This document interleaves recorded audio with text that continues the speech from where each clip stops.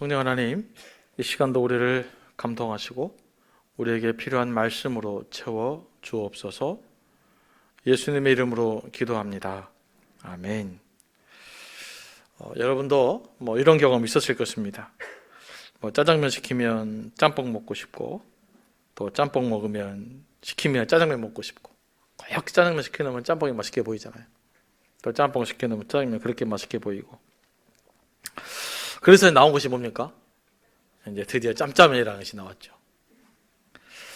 저는 이것 사건들을 좀 생각하면요, 이것이 우리 인간 욕심의 단면을 보여준다고 생각을 해요. 사람은 뭐든지 하나를 선택하면 다른 것은 포기한다는 것을 의미하잖아요. 둘 중 하나를 선택했으니까.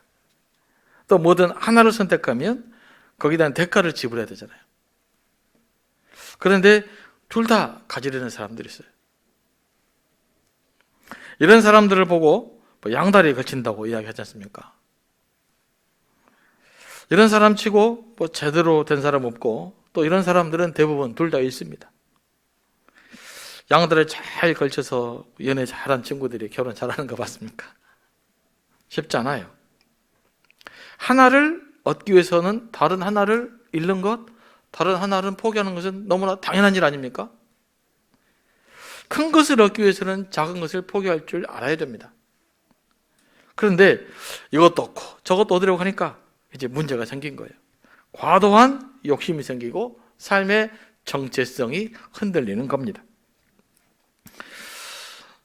우리나라 사람들 문제 중에 하나는요, 자기가 선택하는 것에 대한 대가를 좀 지불하지 않으려는 경향이 있다고 해요. 어떤 강의를 들었는데 이런 마음을 보고 어떤 분은 도둑님심보다 그러시더라고요. 이런 사람들은 아무것도 이룰 수가 없죠. 무언가를 얻는다라고 하는 것은, 내가 무언가를 선택했다라고 하는 것은 거기에 필요한 대가를 지불한다는 것을 의미합니다. 그러지 않고는 그것을 얻을 수가 없어요. 그러지 않고 얻으면 다 이상한 뭐가 되는 거죠. 어쩌면 우리 사회의 문제는 이런 데서 비롯될 수도 있다고 생각을 합니다. 영적으로도 마찬가지입니다. 영적인 것을 선택했으면 그것을 위한 대가를 지불하는 것은 당연한 거죠. 그러지 않습니까? 우리가 하나님 나라를 선택했으면 하나님 나라에서 요구되는 그 사항들을 내가 감당해야 되는 것이죠. 그런데 하나님 나라를 선택했는데 이것도 조금 하고 싶고 세상 것도 다 누리고 싶고, 그러다 보니까 우리가 신앙적으로 기복주의 신앙에 매달리게 되어지고, 또 우리 신앙이 흔들리는 일들이 벌어지는 겁니다. 사실 로또 기웃기웃거리다가 고통받는 사람 중 한 분이에요. 소돔의 타락성을 확인한 천사들은 소돔이 곧 멸망될 거라고 노래식 알려주죠. 그리고 롯의 환대에 대한 보답으로 그의 가족들과 그에게 속한 사람들을 성 밖으로 끌어내라고 이야기를 합니다. 롯이 이제 딸과 결혼할 사위들에게 이 말을 했을 때 그들은 웃어버리고 말았어요.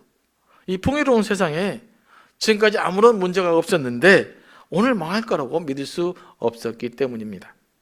그런데요, 롯도 그래요. 롯도 그의 가족들을 데리고 바로 소돔성을 떠나지 못하고 오늘 말씀 보니까 지체했어요. 머뭇거렸습니다. 새롭게 정착해서 수고하여 성공한 곳, 자신의 존재감 있는 곳, 풍요로운 음식과 번영 있는 곳, 그리고 그동안 적당하게 즐기며 살았던 곳, 이곳에 대한 미련을 떨쳐버리지 못해서 머뭇거리고 있었습니다. 롯은 소돔의 죄악상을 보았고 그것 때문에 본인이 스스로 위기에 처해 있었어도 이렇게 머뭇거리고 있어요. 왜 그럴까요? 이런 것이 이제 보통 세속에 물든 사람, 죄악에 물든 사람들의 마음이에요. 근데 가끔 이 롯을 묵상하면 마치 여러분의 모습을 보고 있지 않습니까? 적당하게 양다리 거치면서 내가 유리한 대로 살고 싶은 마음이 있지 않습니까? 그래서 필요에 따라 예수 믿는 것도 좀 감춰가며 살고, 그래도 또 교회를 안 나오면 왠지 좀 뭐가 안 될 것 같으니까, 또 복을 받아야 될 거니까 또 교회는 나오고, 우리가 그렇게 살고 있다면 우리는 롯과 별 다르지 않는 삶을 살고 있는 거예요. 우리가 하나님 앞에 바로 살려면요, 신앙의 그 정체성을 분명히 해야 됩니다. 내가 하나님을 선택했으면 그 길로 명확하게 그 길에 들어서 버려야 돼요. 자꾸 다른 거 쳐다보고 머뭇거리면 그때부터 문제가 생깁니다.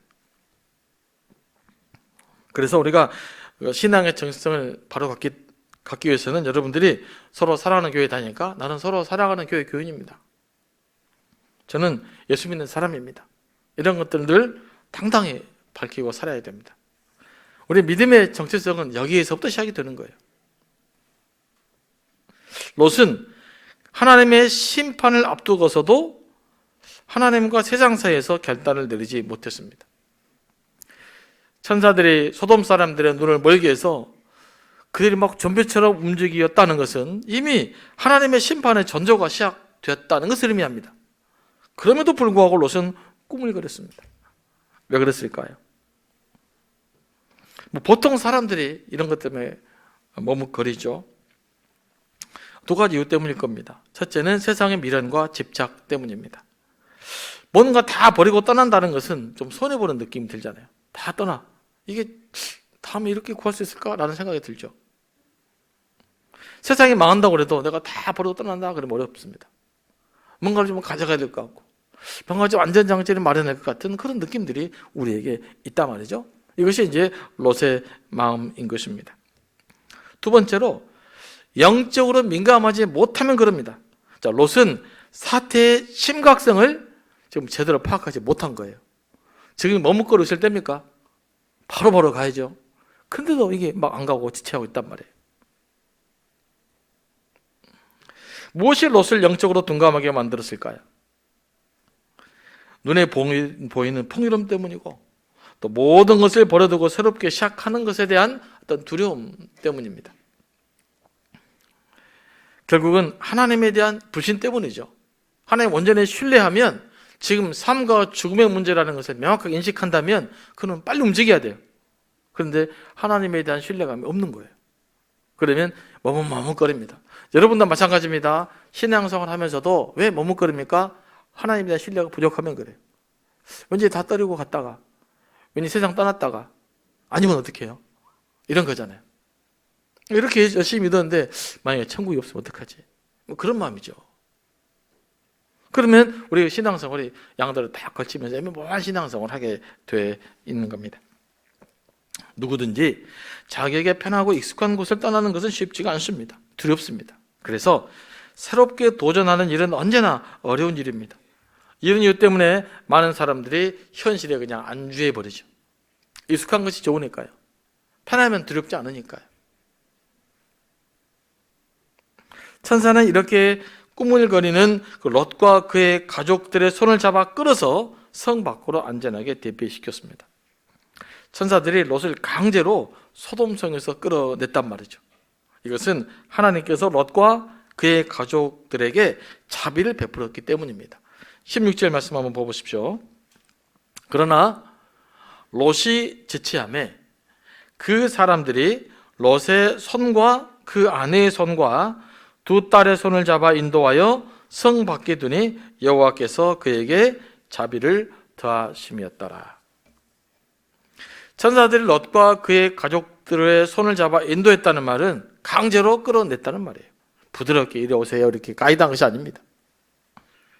이것은 롯을 구원하기 위하여 하나님이 강권적으로 역사했다는 말입니다.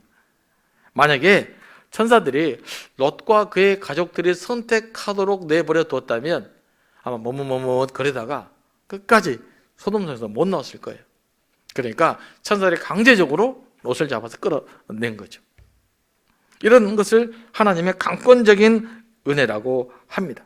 우리도 그런 그 은혜를 많이 받은 사람들이에요. 여러분도 그런 은혜를 받은 사람들입니다. 세상에 대한 미련을 버리지 못한 우리가 어느 날 예수 믿기로 또 결단한 것은 우리 손을 잡아 이끌어내 주시는 하나님의 은혜 때문입니다. 잘 살고 있는데 갑자기 고난이 닥쳐오고 내가 누리고 있는 이 작은 기쁨마저 빼앗겨 버릴 때가 있어요. 너무 힘들고 고통스러울 때가 있어요. 그래서 세상이 다 폭삭 망해버린 줄 알았는데 그때는 예수 믿게 되고 인생의 목적이 바뀌고 삶의 이유를 발견하게 돼요. 그러면 여러분에게 하나님의 은혜가 임한 것입니다. 그냥 소돔과 고모라에서 우리를 끄집어 내준 하나님 은혜 때문이에요. 또 친구 따라왔는데 그냥 갑자기 은혜가 됐어요. 갑자기 목사님 설교가 귀에 들어오고, 이것도 여러분에게 하나님의 은혜가 임한 것입니다. 하나님의 은혜와 자비는 이런 식으로 경험되죠. 마지못해 끌려온 것 같지만 돌아보면 하나님의 은혜인 것이 많지 않습니까?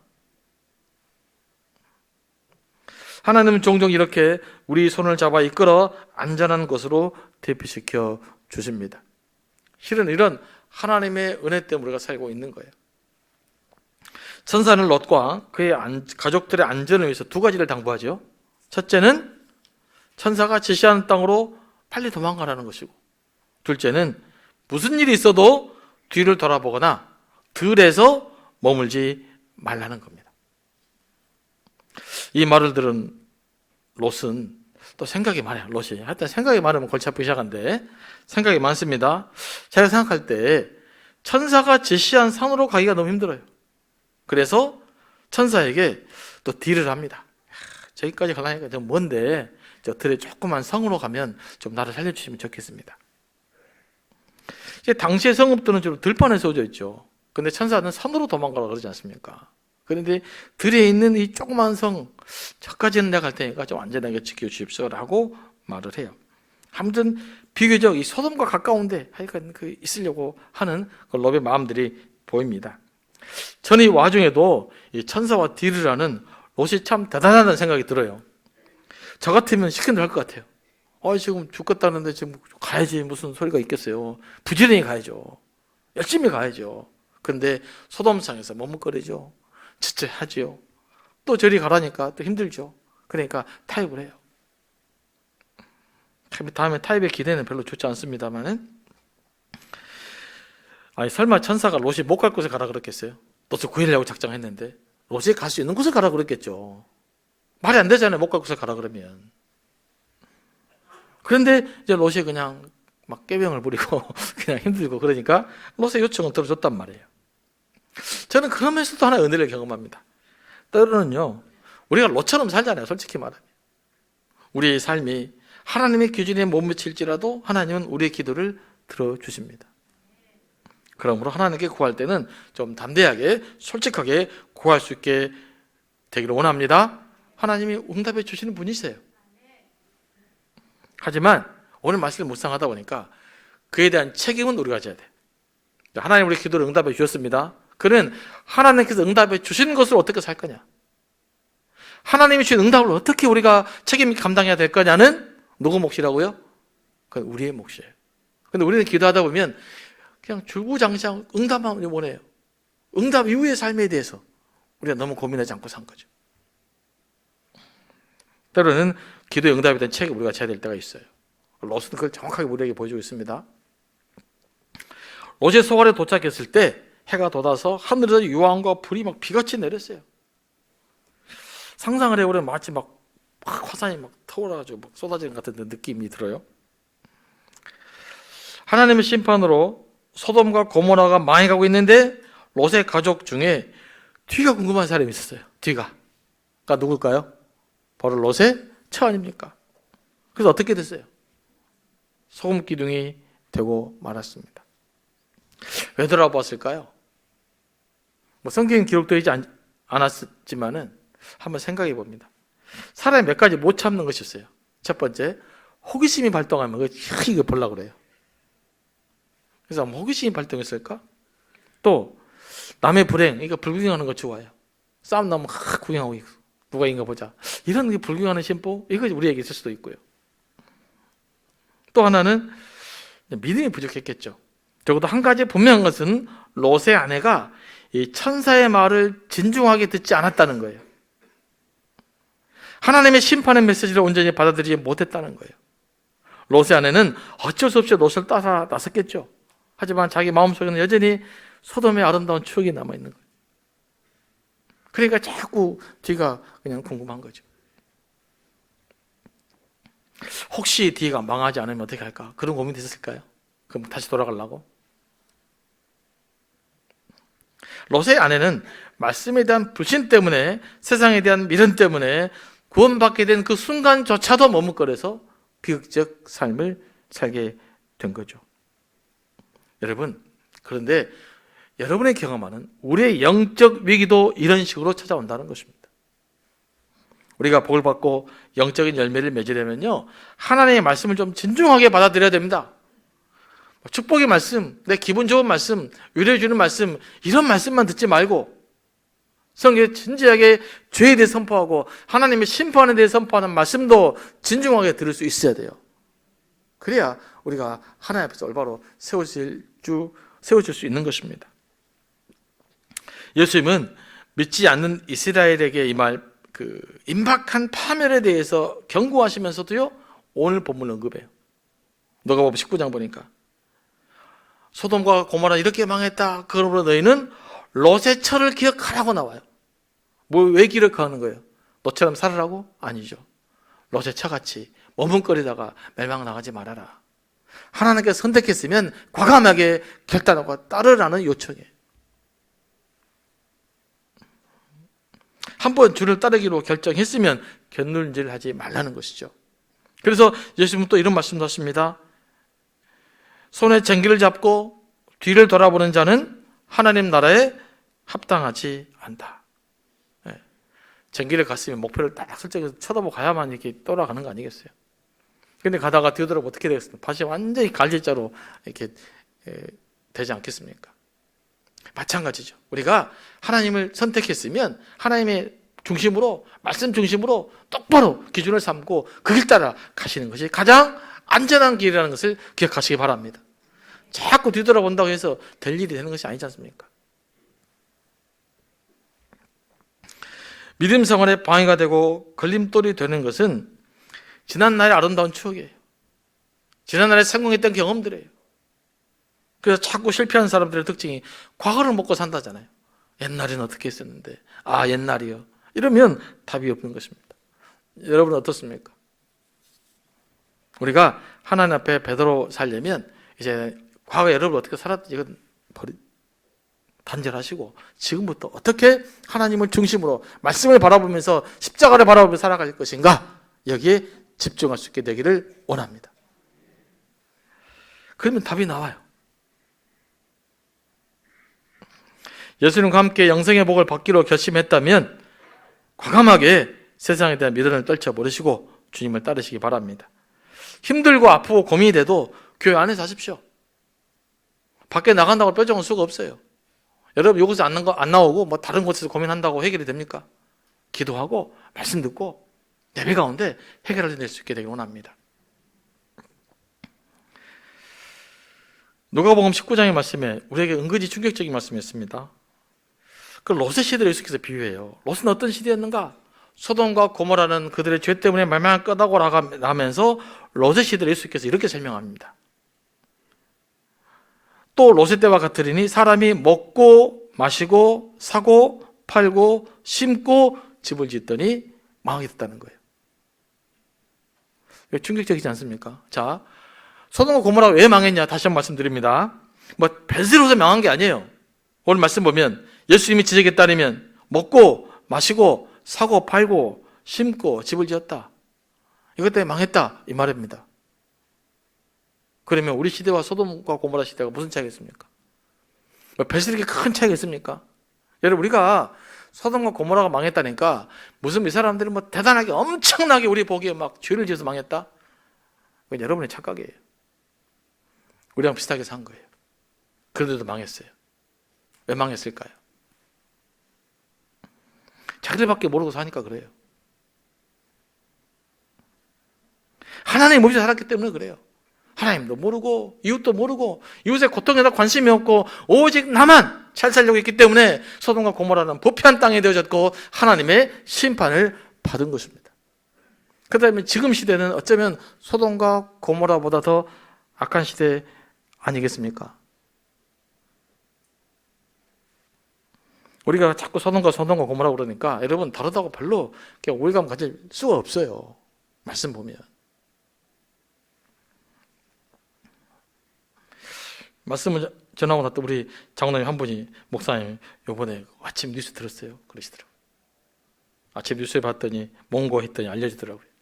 그래서 들어봤어요. 이태원에 할로윈 파티하고 사람이 어마어마하게 수만 명이 모였답니다. 그리고 약간 이제 가파르게 내려가는 길 내려가다가 한 사람이 넘어지는 바람에 계속 넘어져서 149명이 압사당했다네요. 불에 타 죽은 것도 아니고 땅이 갈라져 죽은 것도 아니고 지금 이런 일이 벌어지고 있습니다. 우리가 사는 세상에. 여러분 할로윈 파티 안 간 거 참 다행인지 바랍니다. 그리고 76명이 또 부상을 입었다고 해요. 왜 이런 일이 벌어집니까? 오직 먹고 그냥 자고 그냥 마시고 그냥 나만 재밌으면 되니까 이런 일이 벌어지고 있는 거 아니겠어요? 이게 참 멀리 소돔과 고모라 사건이 아니고 오늘 우리의 삶 가운데서 벌어지는 사건이라고 하는 것을 우리가 눈여겨봐야 돼요.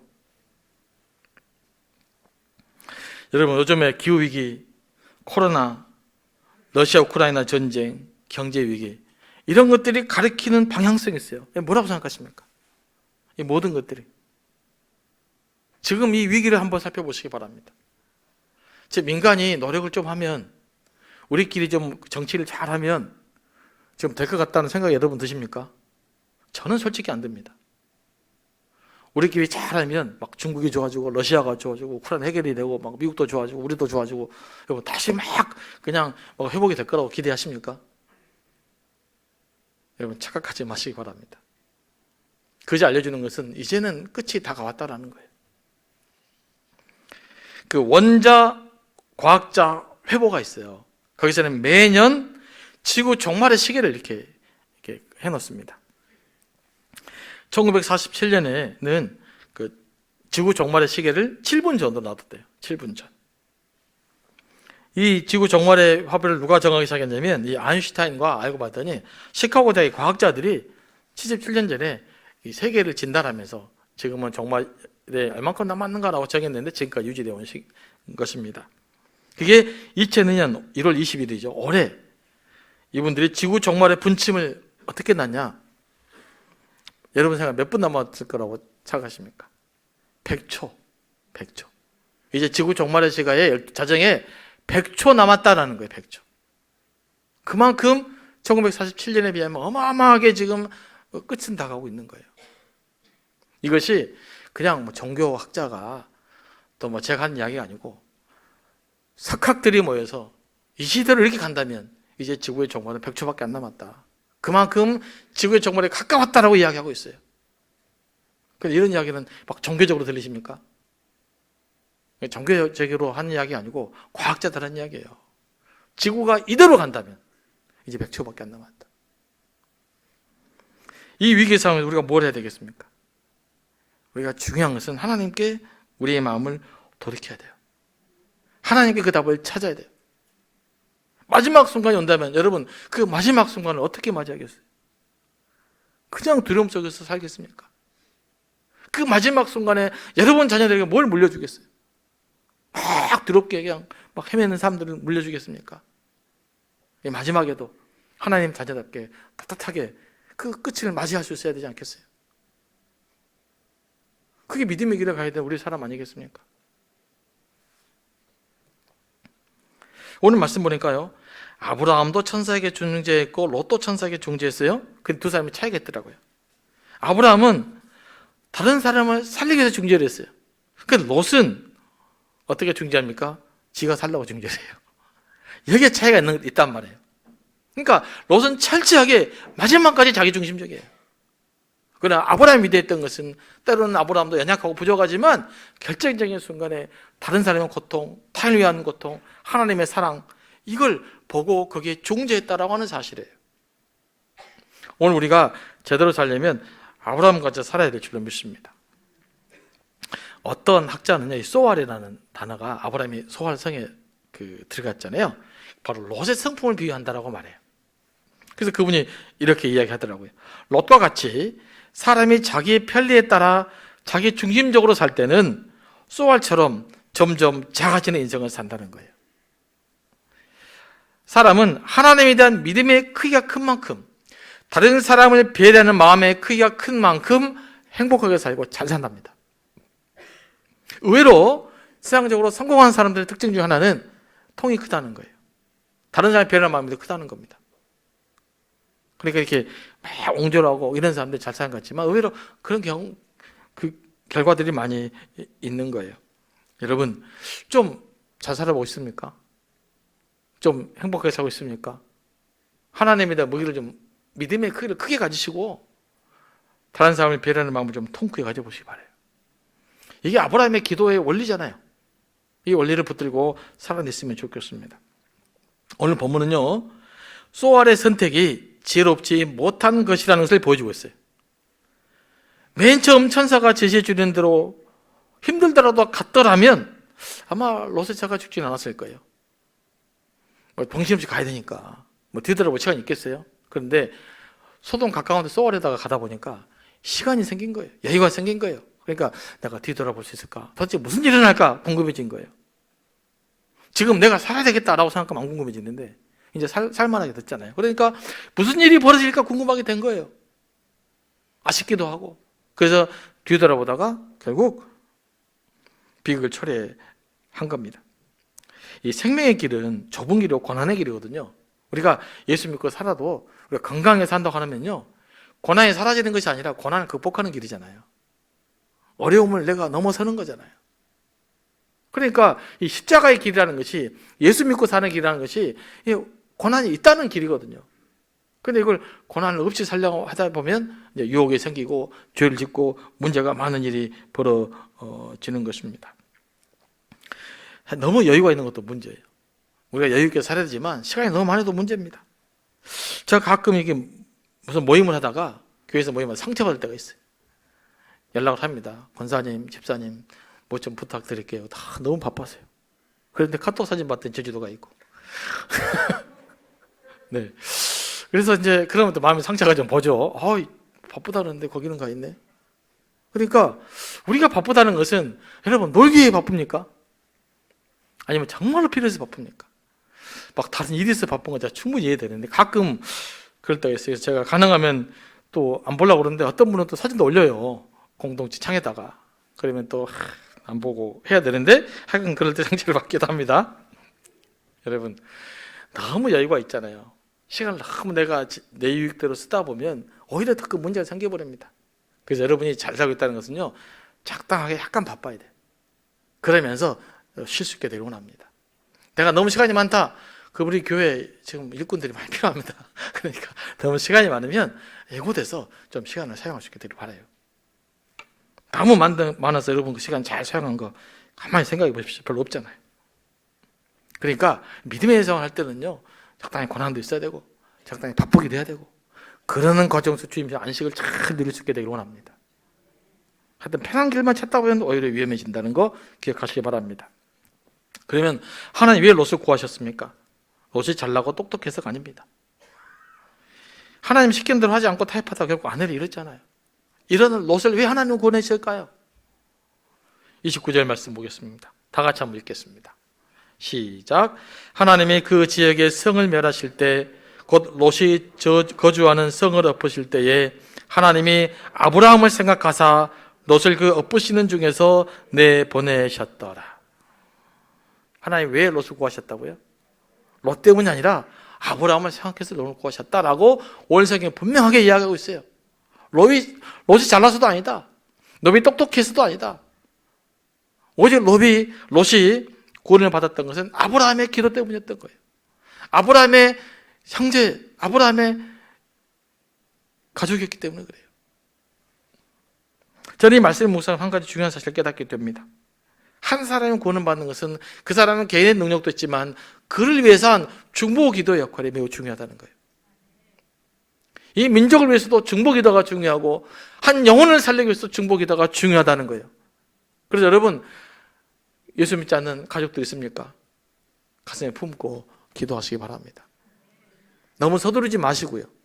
기도했는데 오래 안 나옵니다. 10년 기도했습니다. 계속 기도하세요. 하나님 어떻게 마지막 순간에 롯처럼 구할 줄 어떻게 합니까? 그러지 않아요? 그 롯은 마지막 순간에 구원받은 거잖아요. 그 마지막 순간에 내 가족이 구원받을지 어떻게 하냐고요. 내 자녀들이 구원받을지 어떻게 하냐고요. 근데 포기하시겠어요? 여러분 끝까지 자녀를 품고 가족을 품고 기도하십시오. 아브라함의 기도를 통해서 이 세상에 살리는 역사가 일어나게 될 것입니다. 기도하며 나갑니다.